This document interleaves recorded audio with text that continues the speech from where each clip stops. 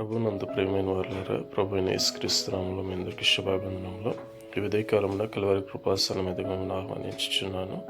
న్యాయాధిపతుల గ్రంథం 12వ అధ్యాయము 1 నుంచి 10 వచనములలో చూస్తే, యెఫ్తా యుద్ధము చేసి తిరిగి వచ్చినప్పుడు ఎఫ్రామీయులు ఆయన యుద్ధకు తిరిగిన వచ్చి, అమ్మోనీయులతో యుద్ధం చేయనప్పుడు మమ్మల్ని ఎందుకు పిలవలేదని అడిగినప్పుడు, నీ ఇంటిని అగ్నితో కాల్చివేస్తాము అని బెదిరించారు. అయితే యెఫ్తా, నాకును నా జనులకును అమ్మోనీయులతో గొప్ప కలహం కలిగినప్పుడు నేను మిమ్మల్ని పిలిచితిని గాని వారి చేతిలో నుంచి మీరు రక్షించుటకు రాలేదు.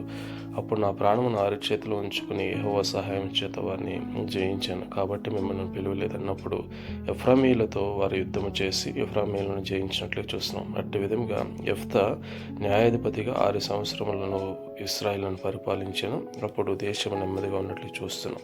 అట్టి విధంగా దేవుని సహాయం ద్వారా సాహస కార్యములు చేసి దేవుని నామమై జీవించిన యెఫ్తాను జ్ఞాపకం